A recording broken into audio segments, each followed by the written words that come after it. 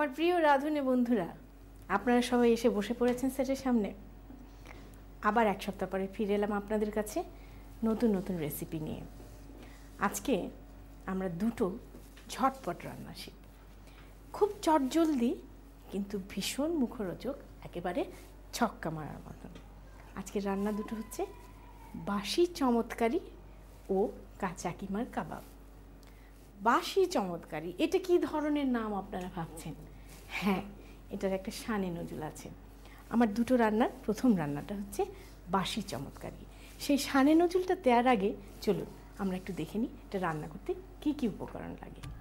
বাসি চমৎকারি তৈরি করতে আমাদের লাগবে বাসি পোলাও 4 কাপ, রান্না করা মাংস 1 কাপ, পেঁয়াজ কলি কুচি 1 মুঠো, কাঁচা মরিচ 6-7টি, ধনেপাতা কুচি আধা কাপ, ডিম 2টি, সরিষার তেল 1 কাপের 4 ভাগের 1 ভাগ, টমেটো কুচি 2টি, টক আচার 1 টেবিল চামচ, পেঁয়াজ কুচি আধা কাপ এবং লবণ সামান্য পরিমাণ। উপকরণ তো দেখে নিলেন, ফিরে আসি আপনাদেরকে যে সেই শানে নজুলের ব্যাপারটা বলছিলাম। আমার বাড়িতে একদিন 3-4 জন মেহমান আসলো, তার সাথে বাড়ির আরও 2-3 জন আছে। এখন আমার ভাতটা সব দিচ্ছি, কিন্তু মনে হয় আর একটু জমকালো কিছু থাকলে ভালো হতো খাবার আইটেম। এখন বাসায় কিছু লেফট ওভার পোলাও আছে, কিছু মাংস আছে, কিন্তু এইটুকু তো এই কজনের সামনে তো এইটুকু দেওয়া যায় না। তখনই আমার মাথায় বুদ্ধিটা খেলে গেল এবং দারুণ একটা সৃষ্টি করে ফেললাম। সেটাই আপনাদের এখন দেখাচ্ছি। চলুন তাহলে রান্না শুরু করা যায়।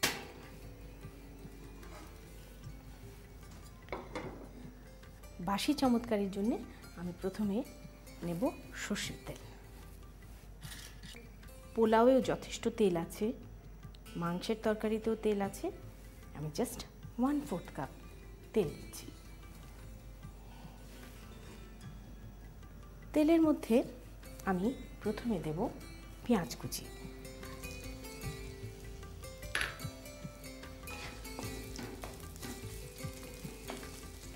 অনেকে আছে খুব বলেন, আমরা বাবা বাসি টাসি খেতে পারি না, আমাদের গলা জ্বলে, বুক জ্বলে। আমি তাদেরকে এটা রান্না করে খাইয়েছি, আহা আহা বাহা বাহা করেছে। আপনাদেরটাও করবে। পেঁয়াজ বেশি ভাজতে হবে না, মোটামুটি একটু নরম হয়ে গেলে রান্না করা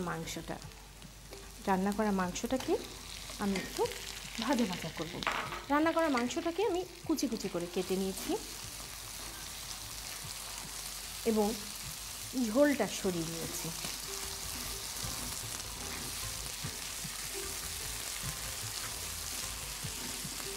এখন আস্তে আস্তে কাঁচামরিচ ফাড়া যোগ করি এবং পেঁয়াজের কুলি,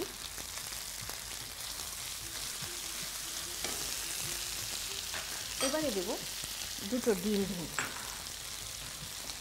হ্যাঁ, এখন আমাকে একটু লবণ দিতে হবে, কারণ আমার মাংসেও লবণ আছে, পোলাওয়েও লবণ আছে, কিন্তু ডিমের জন্য তো একটু লবণের প্রয়োজন। কাজেই আমি ডিম পেঁয়াজ মরিচের আন্দাজ লবণ মিশাই। জাস্ট ঘুটে মিশিয়ে দেবেন এবং মেকশিওর করবেন যে ডিমটা ভাজা ভাজা হয়, নতুবা কাঁচা ডিমের একটা গন্ধ রয়েছে। এখন আমি টমেটোটাকে অ্যাড করব।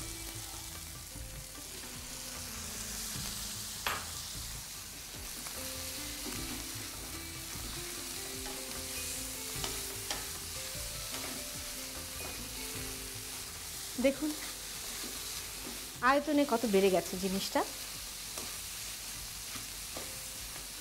আমার ডিমটাও ভাজা ভাজা হয়ে গেছে।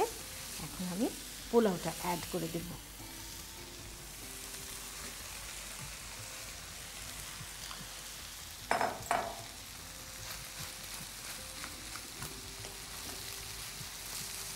কি সুন্দর কালারফুল হয়েছে দেখেছেন? সবুজ মরিচ, লাল টমেটো মিশে, সাথে একটু হলুদ হলুদ ডিম মিশে গেছে। আপনি ভাবছেন হলো তো, এটা কি হলো? ভাত ভুনা, তাই তো?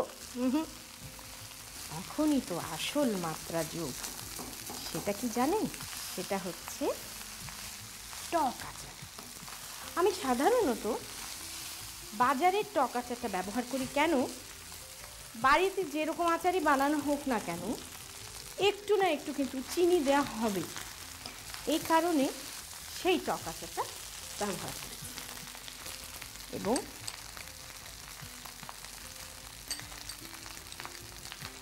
এই টক আচারটার জন্যে ভিন্ন একটা স্বাদ গ্রহণ করবে। তবে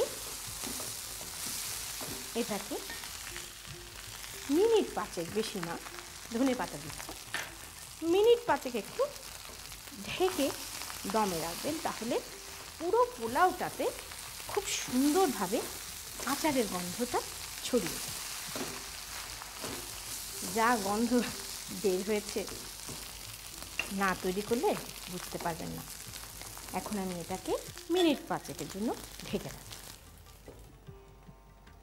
তাহলে মিনিট 5 এটাকে আমরা ঢেকে দম দিই। তাহলে আমাদের 5 মিনিট হয়ে গেছে। এখন আমরা একটু খুলি। উফ, কি দারুণ গন্ধ বের হয়েছে, যে আপনাদেরকে বলে বোঝাতে পারবো না। চুলাটা বন্ধ করে দিই।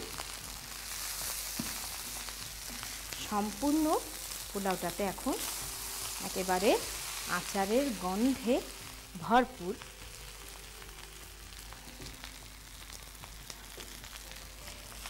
এখন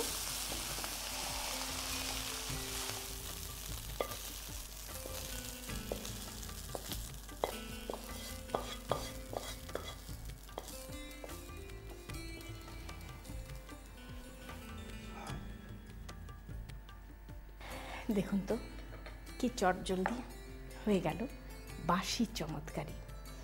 এই চমৎকারি দিয়ে সবাইকে চমৎকৃত করবেন। এবং এরপরে আমরা যাব আমাদের দ্বিতীয় রান্নার আইটেমে।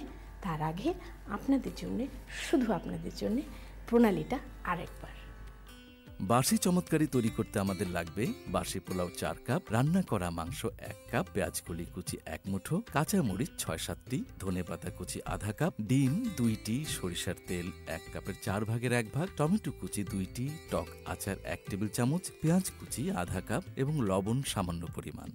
প্রথমে কড়াইয়ে তেল দিয়ে তাতে একে একে পেঁয়াজ কুচি, রান্না করা মাংস, ফাঁড়া কাঁচামরিচ, পেঁয়াজকলি কুচি, ডিম, লবণ এবং টমেটো কিউব দিয়ে একটু নাড়ুন।